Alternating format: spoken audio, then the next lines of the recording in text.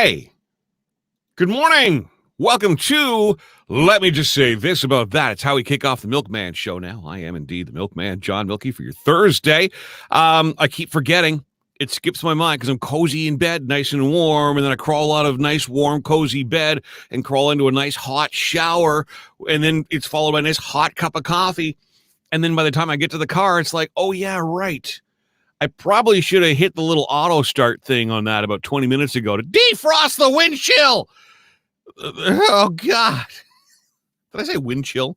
That's right. There's a wind chill on my windshield, which she sells down by the seashore, by the way. -3 to start the day off. Wind chill is at -5. I don't like saying these things to you. I don't. However, I do like saying this. It's going to get to 4 today. So a lovely day. Sunshine 4. Sunshine 7 tomorrow. Sunshine 9 Saturday. Sunshine 8 Sunday. There you go. Get the yard cleaned up. There's your opportunity this weekend while listening to the brand new one and only countdown. Dun, dun, dun, dun, dun. Yes, it's back. Saturday at 2. Monday, by the way, sunshine 10, so we're into double digits there. Next Tuesday, next Wednesday, so nothing but sunshine for the next little while. That's awesome. Good barbecue weather. Fantastic barbecue weather.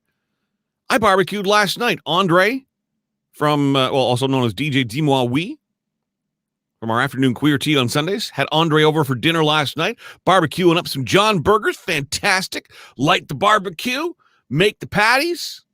It's all fantastic. Go to look for my spatula. The spatula I have used religiously about every second or third day all summer long. The spatula that I've had by my side now for easily 15, 20 years. Think I could find the spatula? Nope. And a spatula is not exactly okay. It's not like I've lost a key. Right? I've lost a spatula. Where does a spatula go? Like the spatula is too big to even put in the dishwasher. So, like it goes to the sink and that's it. Barbecue, sink, and we store it all the time. We got a chef's table in the kitchen. We store it in the chef's table and once it's washed, that's where it goes. Almost immediately. What the hell? So I'm asking you that this morning.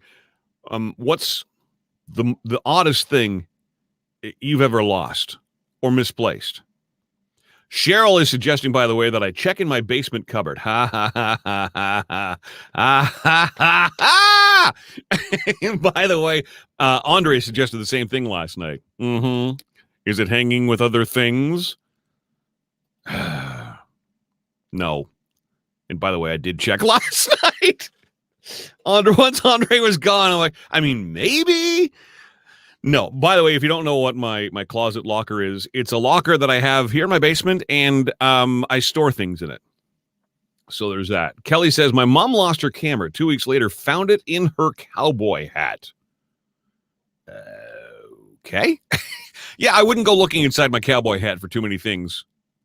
James says, probably ended up below the deck. That would be impossible, but we did look around the deck. Getting underneath the deck, unless you are a small critter. And apparently, I do have a small critter or two that has found its way through the deck and somehow through a crack in the foundation or something, because I hear a little every now and then in the ceiling. I'm tempted to put a mic, because I'm hearing it. There's a little bulkhead right here in my studio, and that's kind of where I'm hearing the sound. I'm tempted to put a little microphone up there and just make him part of the show. We'll call him Milky Mouse. Milky Mouse. Our friend Susie, the dating diva, who will be along in a little bit, says guaranteed it'll show up in the weirdest random place. Yeah, probably. By the way, the show brought to you by Hometown Sports and Grill, Bank Street, just north of Heron. That's left if you're heading east. It's right if you're heading west. Maybe the mouse took it. Yeah, maybe. Hometown Sports and Grill offering up a pair of tickets to see the Sens taking on the New York Islanders December 7th. This package includes a $50 gift card at Hometown Sports and Grill. Can I recommend their breakfast, by the way? Fantastic. So here's the deal. On Monday, I gave you a number. I hope you've got that number. Tuesday, I gave you another number. Yesterday, I gave you yet a third number. I'm going to give you another number today. By tomorrow, you will have 5 numbers. That's basically a code. You will need that code to unlock and be the lucky recipient of a pair of tickets to see the Sens and the Islanders, plus a $50 gift card from Hometown Sports and Grill. And by the way, if you're missing any of the numbers, which I just flashed on screen, you're welcome. You can go back and listen to the podcast. What's a podcast? It's a recording of the show available to you on demand on iTunes, on Google, Spotify has it, lots more places. If it's easier, just go to milkmanshow.com. I got 2 podcasts there that you can actually download and listen to on demand. So there you go. Yeah. What's the weirdest thing that's ever gone missing in your world? I'd love to hear about that. By the way, you can post your comments on whatever stream you are joining us from, whether you're watching on Twitch, whether you're watching on Facebook, whether you're watching on Twitter, whether you're watching on YouTube. If you're listening on blasttheradio.com, by all means, call. There you go. Oh, you can also join us, by the way, by video. Here's the video link. I'm putting that in the comments now. Oh, Liz actually saw the numbers as I flashed them on the screen, and I only flashed them for a second. You're very quick. And then she goes and posts them in the chat for all to see. Liz, you're not supposed to do that. What if you've just given somebody 3 out of the 5 numbers and you've helped them win the contest and it locks you out? You've done yourself a huge... Liz, go to the naughty corner right now, Liz. Go sit beside my locker. And if you see my spatula, let me let me know. Let me know. There you go. You got a whole bunch of folks thanking you for the help there, Liz. That's funny. That is funny. All right. On the show today, my goodness, I want to talk about a couple of things. I want to talk about Aaron Rodgers and Sidney Crosby. What do they have in common? Okay. Well, one thing in common, but there are differences. If we've got time, this Ottawa U professor who's been banned from Twitter for something that I think is incredibly innocuous. I mean, like Lowell has said far worse things about our prime minister than this University of Ottawa professor has. Anyway, we'll try and get to that in a little bit as well. And yes, it's awfully chilly this morning. Like I said, had to defrost the windshield on the vehicle. So with that in mind, we're going to dive into Christmas music a little bit. I'm not going to play Christmas. Stop. Leave your finger off the X button on your browser. I'm not going to play Christmas music, but I do want to have a little fun and maybe a little Christmas music trivia, if time permits. It's a busy show today. It's a very, very busy show. Susie, the dating diva, is with us again with more dating tips. Our mission, Susie's and my mission, is to turn you into a single and dating rock star. That's the mission. So more tips and advice and a great conversation with Susie on the way. Also, Kelly Precott. Kelly freaking Precott. I had a chance to talk to her yesterday. An absolutely engaging, amazing human being. Here is my conversation with Kelly Precott for you. No, but we have White Claws. That's equally as trashy. I am so excited to meet you. Kelly Precott joining us here on the Milkman Show. Hi, Kelly Precott. Hey, how are you? I'm good. You just before we went live for this interview, she poured herself a beer. And I'm sitting here in my studio right now. I'm like, are you kidding me? Like outside my door, like I've actually got a wet bar, not a wet bar, but a dry bar right outside my door. But what I really want, because you strike me as the kind of person who I can have a lot of fun with, I really want a bottle of Pink Whitney right now. If you do it, I'll do it. I mean, it's... No, but we have White Claws. That's equally as trashy. See, there you go. Is it wrong how much I love Pink Whitney? Like, I'm trying to get Pink Whitney on board as a sponsor. And before I take the bottles back to the beer store to recycle, I am going to take a picture of all my empties because I'm telling you right now, it is going to be about as tall as the Peace Tower itself. And if that doesn't convince them to sponsor this show, nothing is going to. So how do you drink your Pink Whitney? I think So on ice, in a lowball glass, I go about 3/4 full, and then I top it with some Sprite or some 7-Up. Wow. Okay. No, I don't do that. We drink it straight out of the bottle where I'm from. Warm. You're from Almont, okay? So, I mean, are we really that different, Kelly Prescott? I'm a classy broad. What can I say? By the way, I love that you're from Almont. So Almont, can I just tell you, is my absolute favorite town. My beginnings in radio, I always knew I could go back to being on air, but my first job in radio was actually working at the radio station in Smiths Falls in sales. And I ended up with a list that included every business in Almont, every business in Carlton Place, Fitzroy Harbor, Arnprior, Renfrew, and I just fell in love with Almont. It is the prettiest little town. In fact, I honeymooned in Almont. You did not. That's so sweet. The hotel? The old Burnside Inn. Oh, nice. Wow. Which, I mean, not a lot of people who live in Almont even know it's there. Oh, yeah. We used to, we had a recording studio where I grew up for years, and we always had so many musicians here. We knew all of the places because we had to stick musicians in every bed and breakfast, and I guess so. Yeah. And what were the owners' names? I want to say Howard and Marilyn. Yes. Oh my gosh, I think you're right. They were just lovely. Howard for sure. Oh my gosh, they were so sweet. Yep. And unfortunately, the last time that we stayed there, because we would go back every single year for our anniversary, and the last year that we went, they had some family event they had to be at, and they had a lovely friend of theirs take care of us. And of course, it's a bed and breakfast. And so she whipped up some beautiful looking yogurt with nuts and apple. Unbeknownst to me, I have an apple allergy. So I became somewhat familiar with the Almont Hospital. I felt so bad for the woman. I just stink to the Pink Whitney from now on, and all is good. Yeah, that's way safer, way healthier anyways.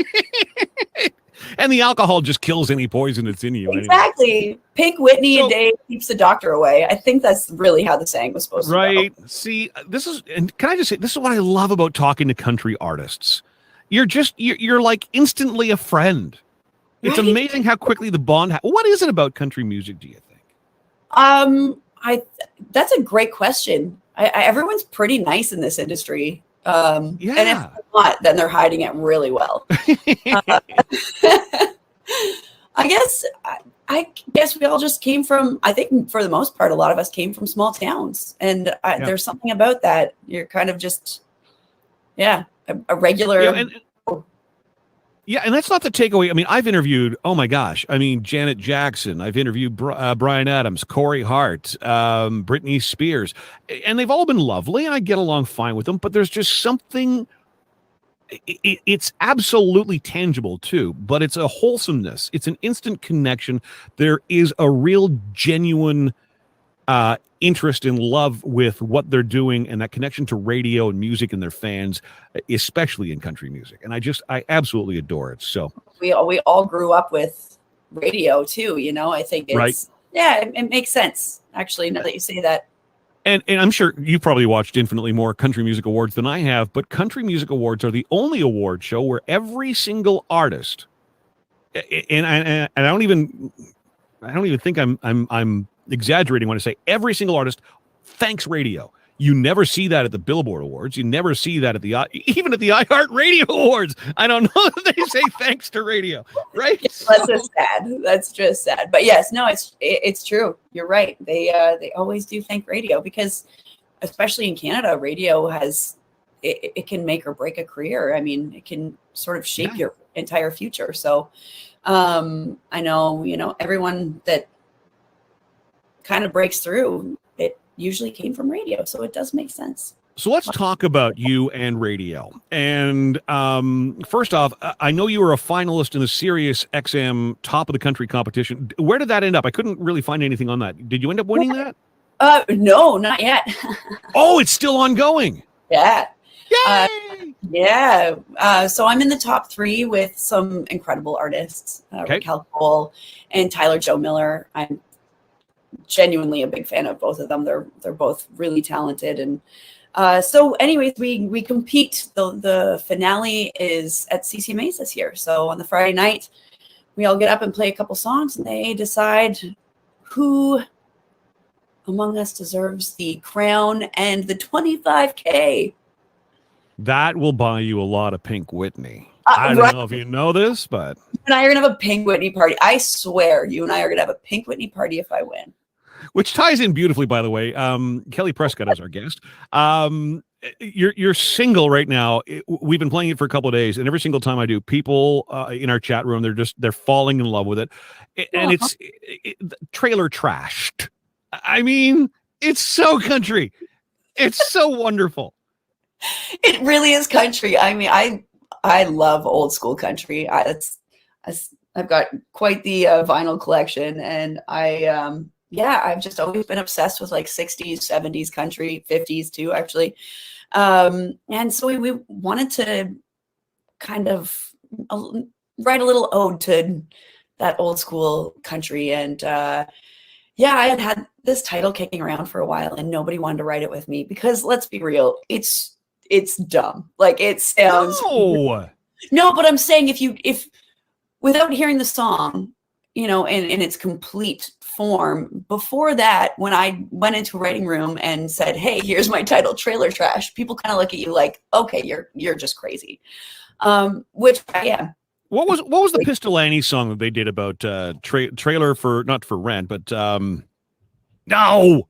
Yeah. I mean, it's on par with, I forget the title of it off the top of my head, but you know what I'm talking about, right? Yes, then you've got, I'm completely blanking right now too. Hang on, I got my computer right here. Pistol Annie's Trailer for Rent. It's called Trailer for Rent. Yeah. And so right in the same kind of vein is what your headspace is in for this song, obviously. Well, Trailer for Rent, I mean, that's going back to Roger Miller too. Trailers for sale. For sale or rent. Rooms to let 50 cents. Look at this. It's like the record sitting right beside me right now. How? No, come on, Kel. How? That is wild. That is too weird. Whoa. I'm a huge Roger Miller fan, and I'm sure you can tell by listening to the song Trailer Trashed. It's definitely borrowed from him a little bit. He's one of my writers.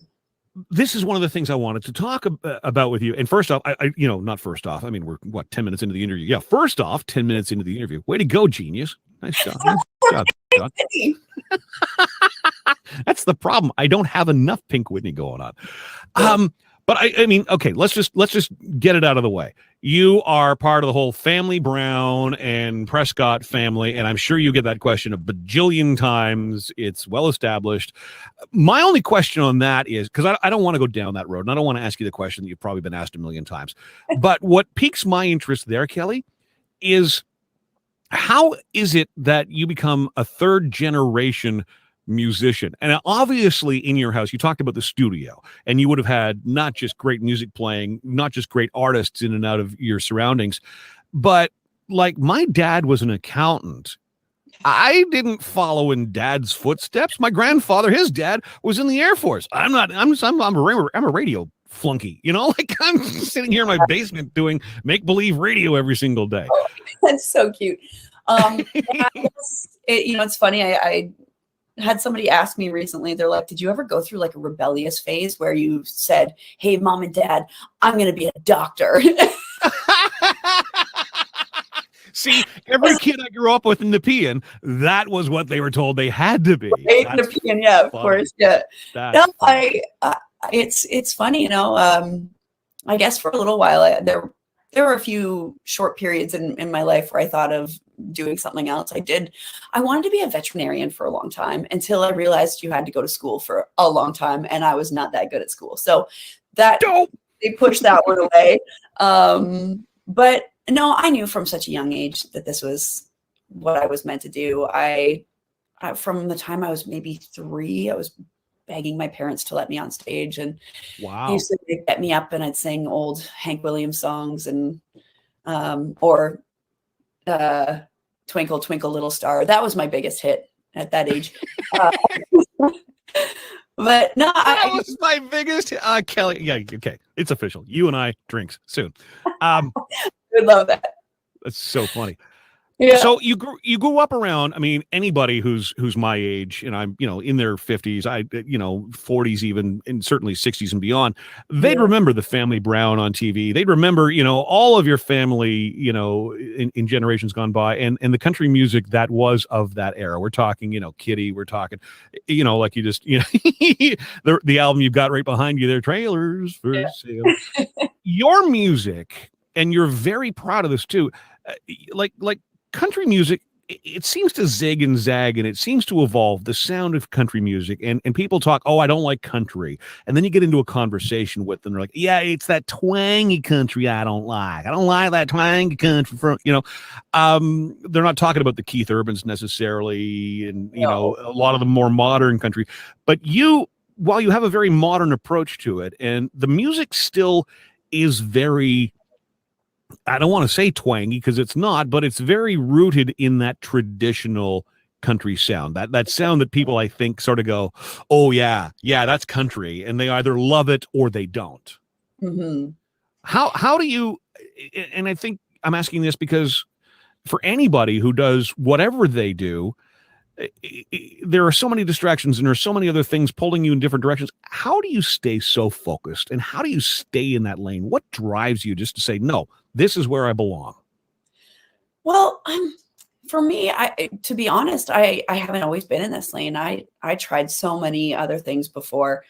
I think because I grew up in country, and country wasn't cool in, the 90s and the 2000s.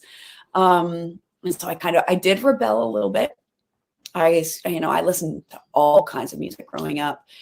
And so when I broke off on my own and started outside of the family and making my own music, I kind of dabbled in a bunch of different stuff. I sort of released a weird soul blues record. I did. Oh, wow. I did like a kind of a bluegrass thing with my old band, the Claytones. We released like a roots rock record. And then, in my mid-20s, I was like, okay, stop pretending. You're someone you're not. It's time to come home. And got right back into country. And like I said, I love the old stuff. So I always try and add a little bit of that in. And whether that's what I'm always going to do, I'm not sure, because I have really bad ADD and I can't actually stay focused for that long on one thing. So who knows? The next project might be completely different. I don't claim to be a neo-traditionalist, but I do love old school country. And I feel like if I'm going to stay in country, it's always going to be a little bit traditional that way. Okay. I'm glad you said if I stay in country, because my mind immediately, my ADD says, okay, I can look forward to Kelly Precott and her first heavy metal album. I was just going to say her punk rock. Yeah. Does that surprise a lot of people that you talk to? And I know you have a lot of conversations with fans, as you do, in your travels. And does it surprise them that you actually are aware of or listen to music that's not just country? Yeah, I think even my friends, I'm always playing such obscure stuff. Right.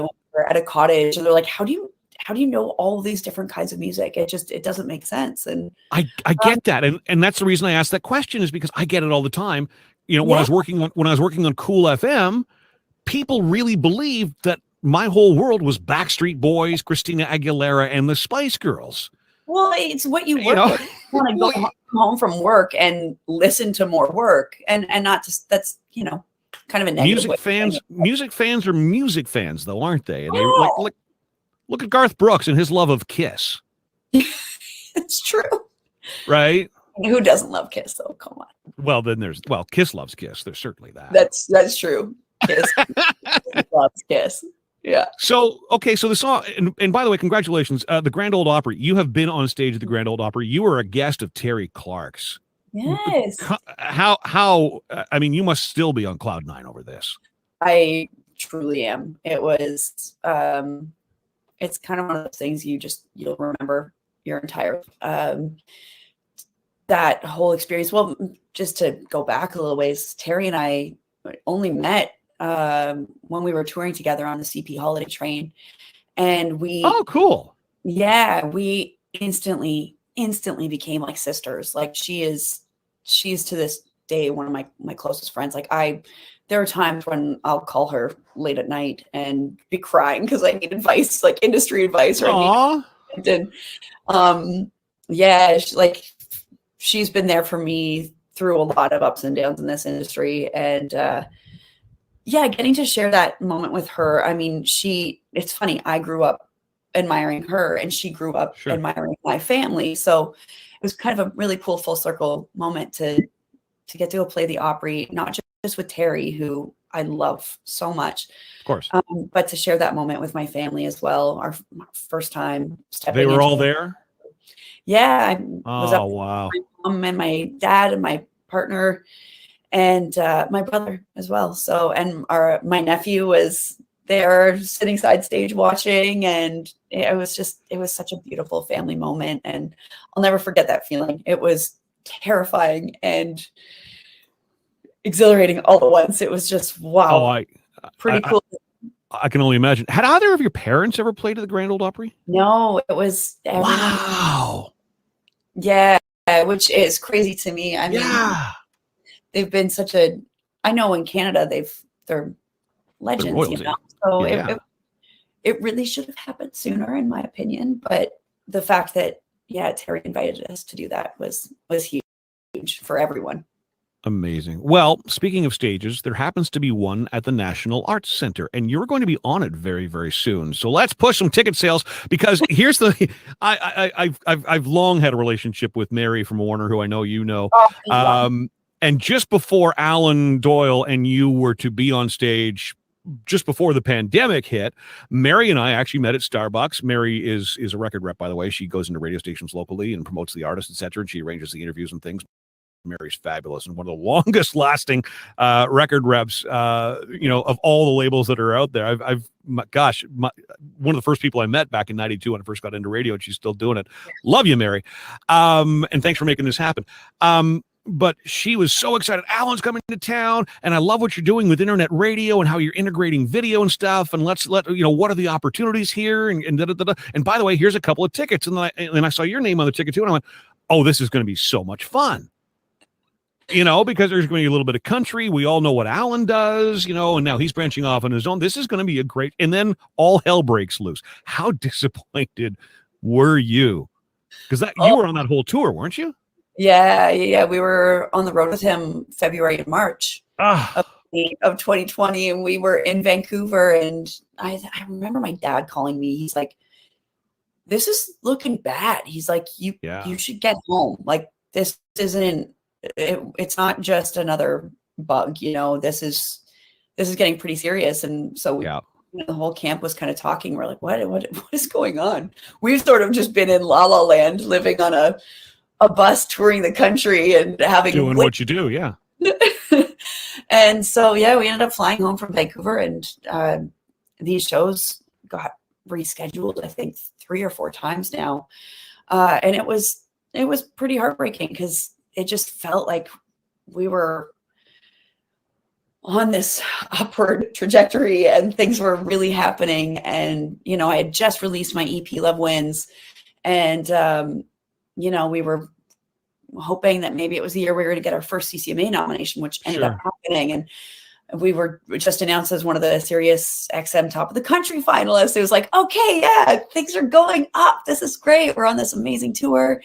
And then, the world came to a complete halt. So it was definitely disappointing. But to be honest, so many wonderful things happened for me in the last year. And I always feel a little guilty saying that I actually kind of enjoyed this past year and a half. It wasn't what I thought it would be, and it was definitely disappointing, but we made the best of such a bad situation. And it gave us all this extra time to write. We wrote a ton of songs, and My partner is also my guitar player, which Yep. is really convenient.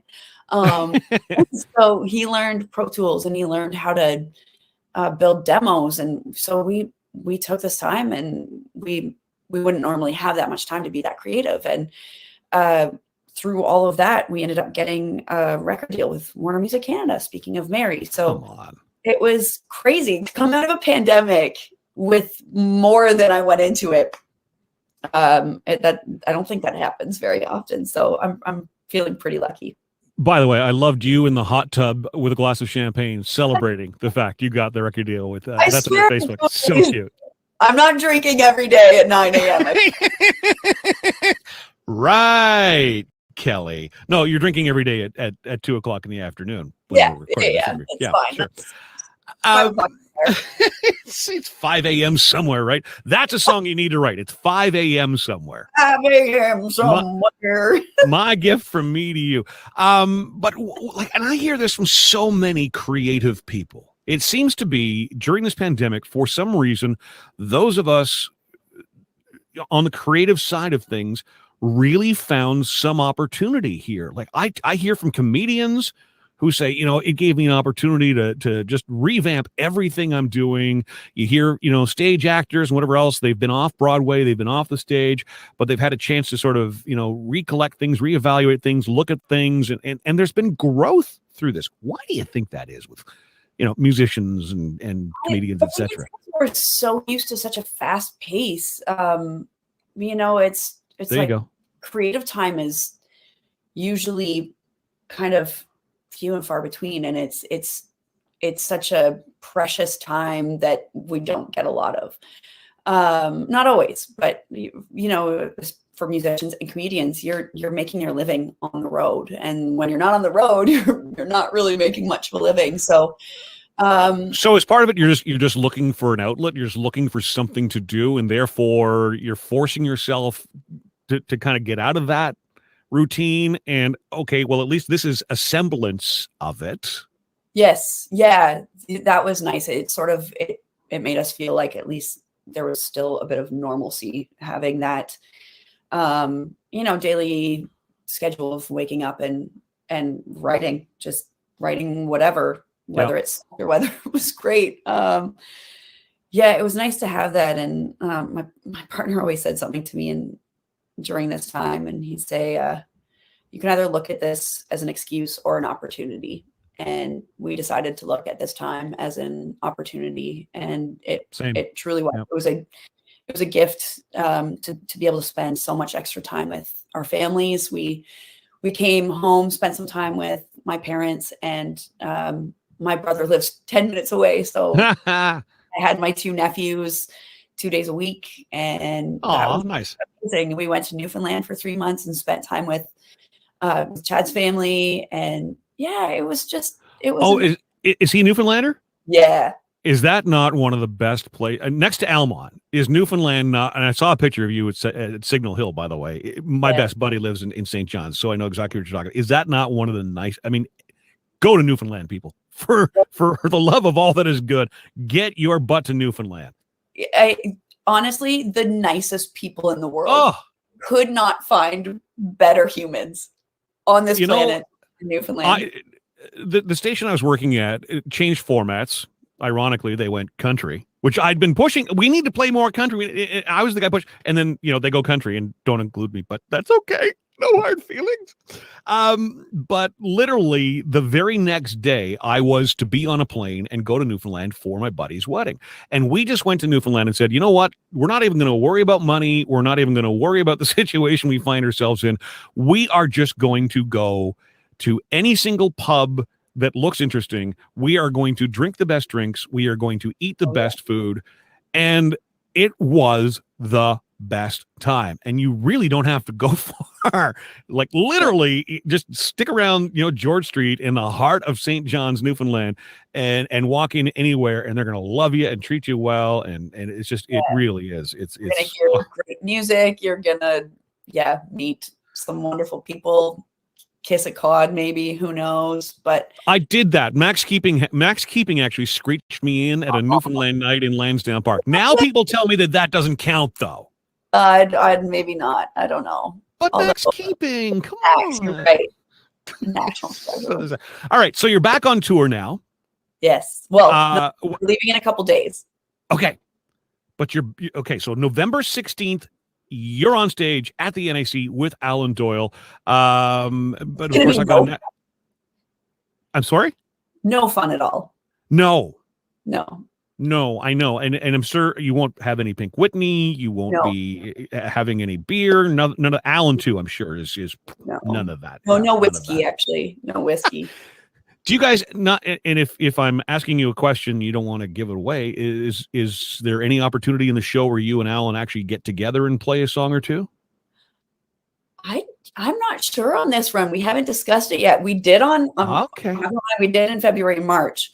We got up and did a little something together. So that just seems like a natural fit to me. I don't know why, but it does. I heard from him recently. He just texted me and said, don't forget your blow dryer. So that's about all I know, is that I have to pack a blow dryer. That's the message you get. Don't forget your blow dryer. He's always borrowing my blow dryer. All right, because you both got long hair. I get it. Okay. How did I miss that? I'm such a dork. Oh my God. Yeah. I'm not sure. I'm hoping, but I guess you'll have to try. I hope so too.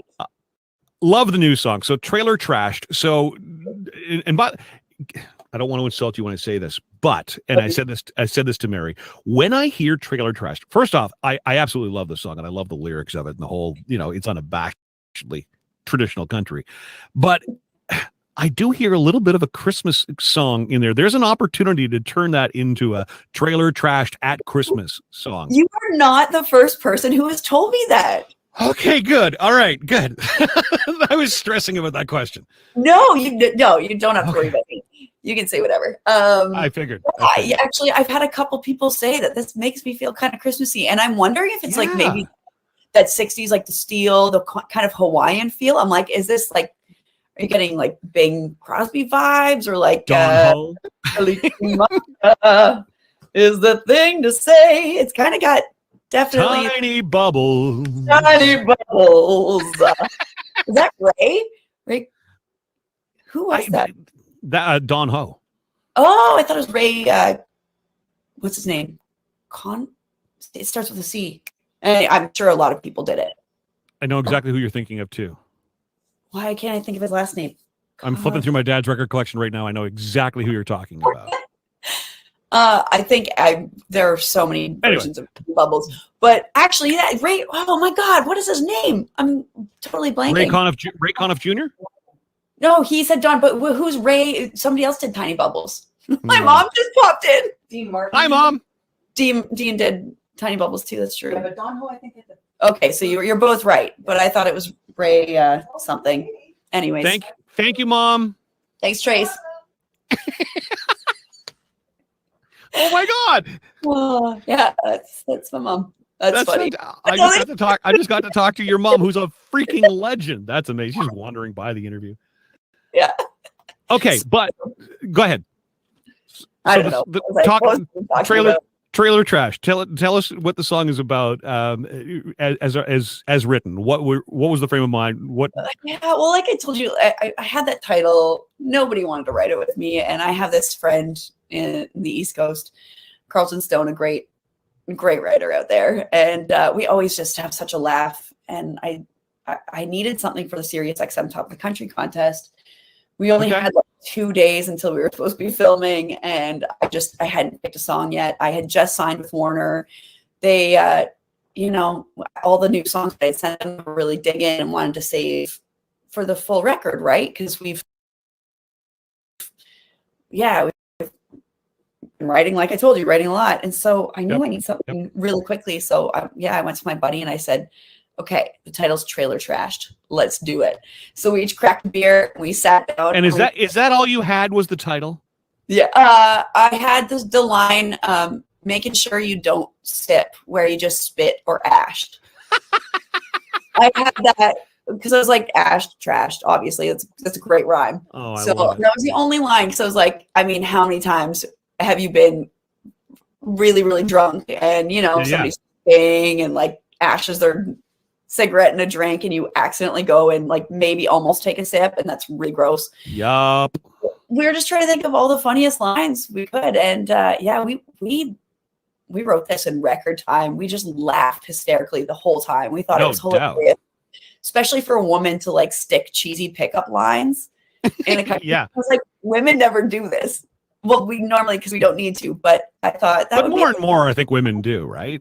Yeah, I just thought it'd be fun. Let's just make a really, easy breezy, fun drinking song.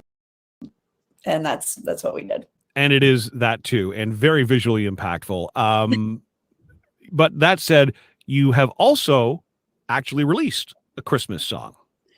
I have. We released a cover of Let It Snow last week. But wait, there's more. We have another song coming out on Friday. An original Christmas song. Yay! Yeah, I'm so excited about this one. I seem to write with a lot of people from the East. It's a thing, but Chris Kirby and I wrote this song together. It's like I said, coming out on Friday. The song's called Silver Bell Linings, and this one means a lot to me because I love the holidays, and you always just have such high expectations, and it never goes the way that you plan in your head. So that's what the song's about. It's just about, trying to find the little joys where you can when the turkey is burnt and your partner's really drunk. And anyways, I won't give too much away, but it's fun. It's another really fun. Silver Bell Lining. So that comes out on Friday. By the way, as we do this interview, on the TV right above my head in the kitchen right now, my wife happens to be home today. The Hallmark Christmas channel's on. I'm not even joking. Speaking of Belmont, Ontario. Yeah. Or all of those Hallmark Christmas movies. Yes. And it's like we planned this and we did it. No. But you're right. And actually, there was one last year. I can't remember the artist, the actress, but they did some of the shots outside the old Burnside Inn. Yeah. There you go. Yeah. All right. Listen, I know you've got a million and one things better to be doing than hanging out with yours truly here on blasttheradio.com, but I do appreciate it. Before we let you go and before we play Trailer Trashed, and now we have more music to look forward to on Friday, can I ask you 5 random questions, just silly off-the-wall things? And by the way, again, you're going to laugh. We didn't plan this, but here we go. 5 random questions. Are you ready? I think. If you get them all right, you get the chance to drink with me. I love it. I'll bring the pig with me. All right, Kelly Precott, here we go. Wine or vodka? Wine. Pineapple on pizza, yes or no? Yes. No. Dogs or cats? Dogs.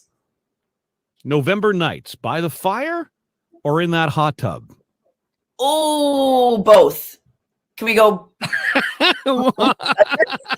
A hot tub by the fire, is that what you're pining for? Yes. All right. We kind of touched on this earlier. So again, ironic. All right.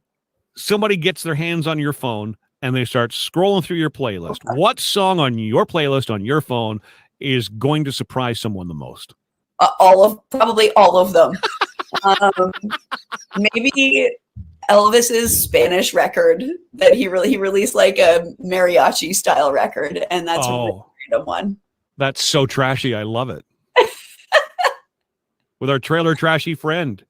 Can I call you my friend now? I think I can call you. Yes, I think we've definitely made that happen. It happened in the first 20 seconds of this interview. It's an Almont and East Coast thing. So there you go. Absolutely. Kelly Precott is our guest. The new song is called Trailer Trashed. It's available on Spotify. It's available wherever you download your tunes, I'm sure, of course. And is there anything the listener can do to help you win that contest on that other radio outlet called Sirius XM, or is that completely up to them?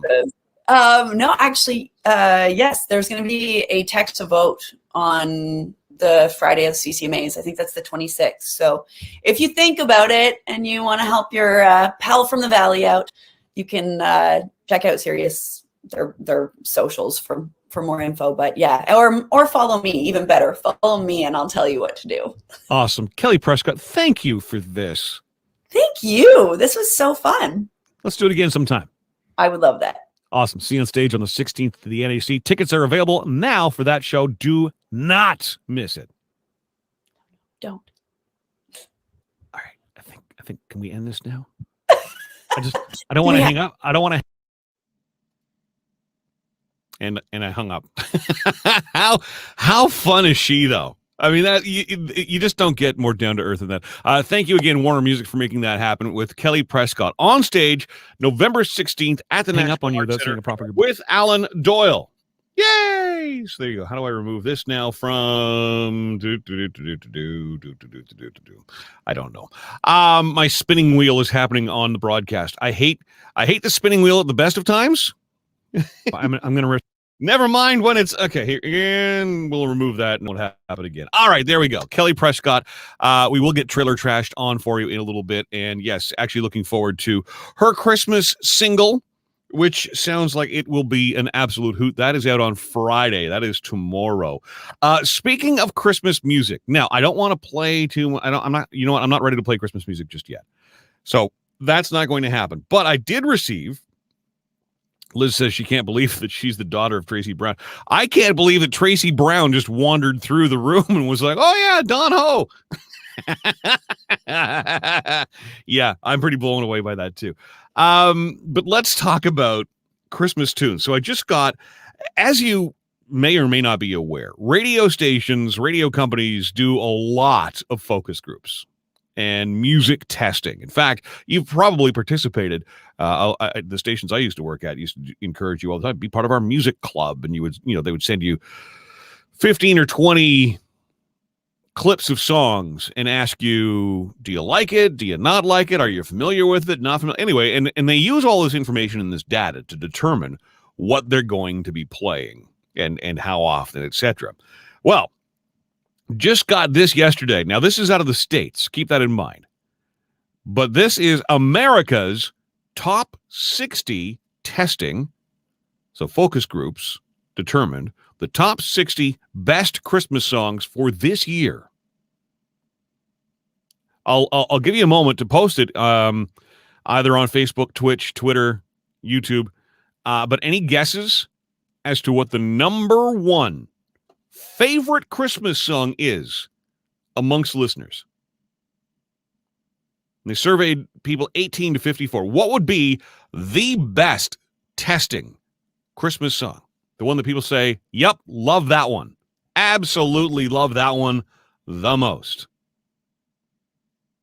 Mariah Carey is the first guess up. All I want for Christmas is you. So that song, Chrissy, thank you for your guess, is the one that everybody always comes every Christmas. Oh, God. And we were talking about that yesterday. Oh, God, that song. There's Lisa saying, all I want for Christmas is you. Yeah. People are like, oh, God, no, not Mariah Carey. That ended up being number 14. Can you believe it? As much as people say they hate that song, when it comes down to the focus groups, All I Want for Christmas Is You by Mariah Carey, number 14 on the list. Little Drummer Boy was suggested by Liz. I'm not seeing Little Drummer Boy on, at least not the top 20 anyway. The number one testing Christmas song is Jingle Bell Rock by Bobby Helms. By the way, Jingle Bell Rock by Hall & Oates, number 5. People apparently really, really like Jingle Bell Rock.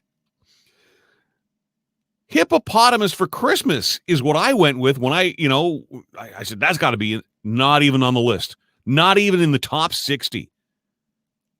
How in the hell does Hippopotamus for Christmas not make that list? Anyway, here are your top 15. Rudolph the Red-Nosed Reindeer by Burl Ives. All I Want for Christmas Is You, Mariah Carey. The Christmas Song, Chestnuts Roasting on an Open Fire, Nat King Cole, that's number 13. Dean Martin, we talked about Dean with Kelly Precott just moments ago. Rudolph the Red-Nosed Reindeer, there's that. So that's in there twice now. But the Dean Martin version landing at number 12. Gene Autry's Rudolph the Red-Nosed Reindeer at number 11. That's 3 times. No wonder radio repeats itself so often. Look at the information you're giving radio. Feliz Navidad, Jose Feliciano, number 10 at number 9. Thurl Ravenscroft. You're a mean one, Mr. Grinch. Although Darius's version is, come on, that's pretty cool. The Ronettes, Sleigh Ride, number 8. Michael Bublé's Holly Jolly Christmas, landing at number 7. Michael Bublé also at number 6 with Have Yourself a Merry Little Christmas. Like I said, Hall & Oates, Jingle Bell Rock, number 5. Holly Jolly Christmas, Burl Ives, number 4. Andy Williams. Andy Williams? Number 3, It's the Most Wonderful Time of the Year. And Brenda Lee's Rockin' Around the Christmas Tree at number 2. And as mentioned, Bobby Helms' Jingle Bell Rock, number 1. Bob and Doug McKenzie not in there. Keep in mind, this is an American list, Chrissy. Boney M. I didn't see Boney M on the list. Tell you what, I will post the entire top 60 list for you at facebook.com/Milkman Show. ASAP. Pardon me. Fighting off a burp. How did I do? Did I successfully fight off the burp? I hope I successfully fought off the burp. I felt it coming on in a big, big way.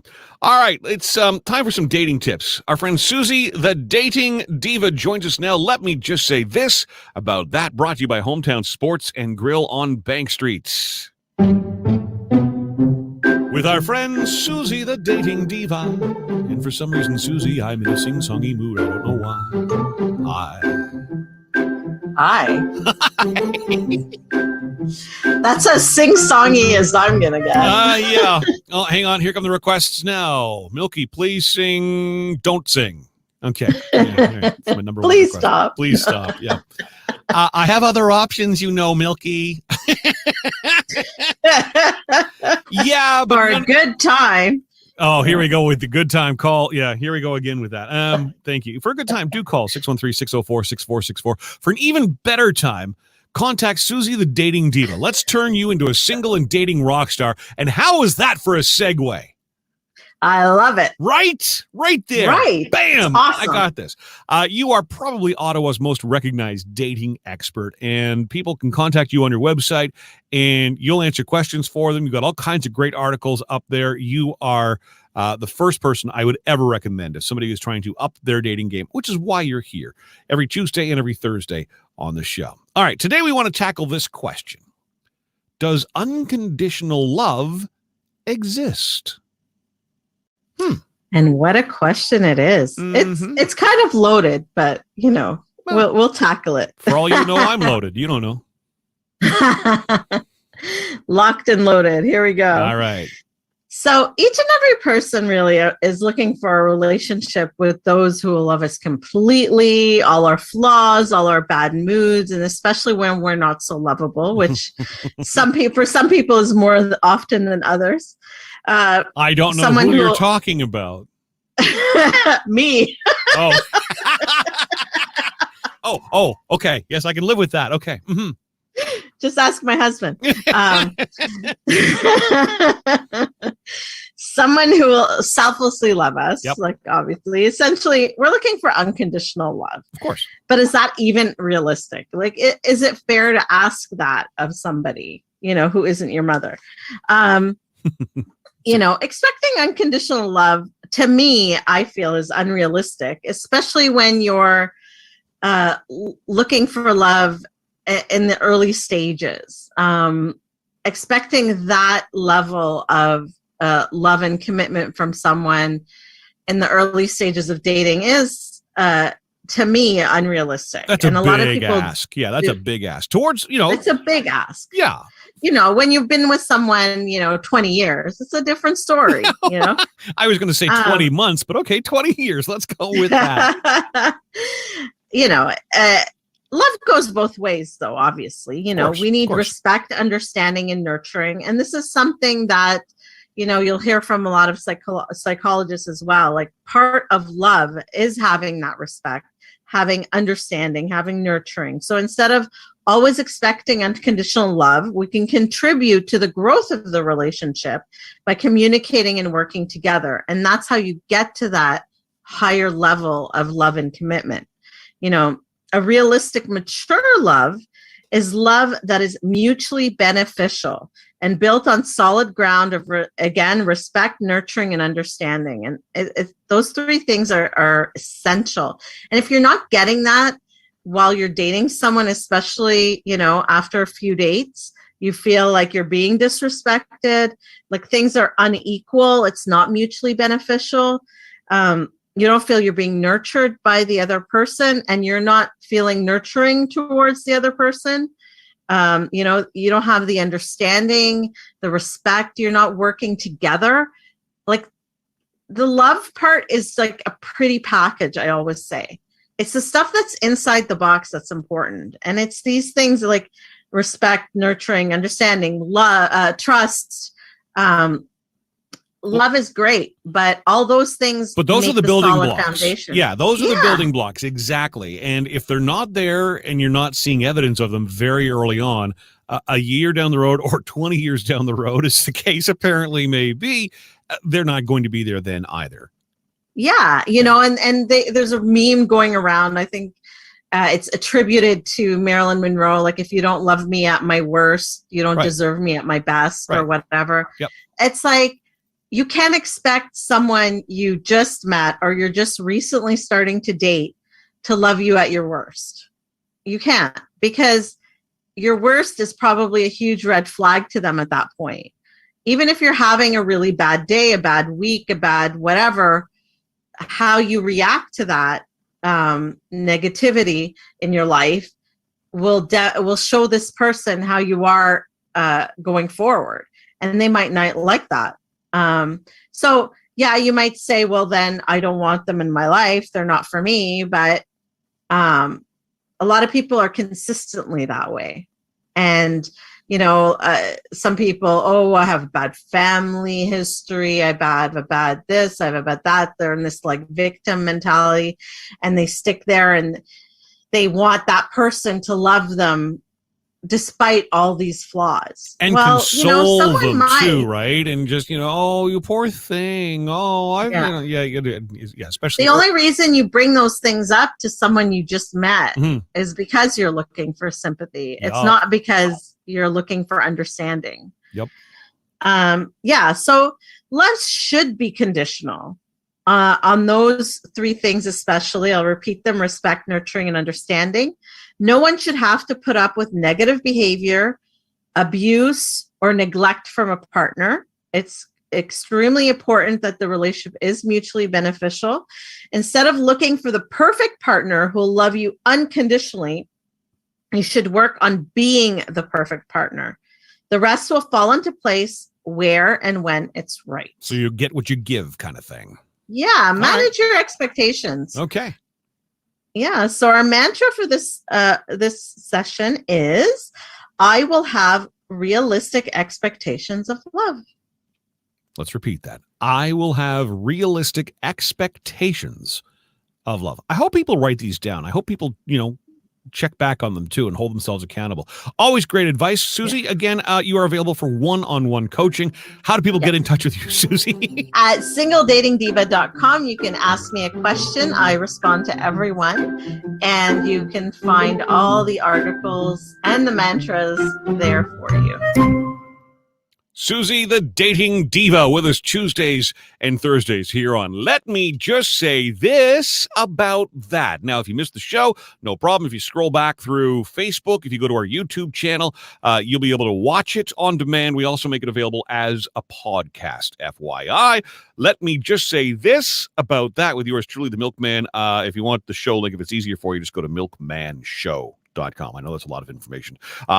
If that didn't make sense, but you do want to hear it, just reach out. 613-604-6464 is how you can text me. All right. Show is brought to you by Hometown Sports and Grill on Bank Street. And this week you have a chance to win your way to see the Sens.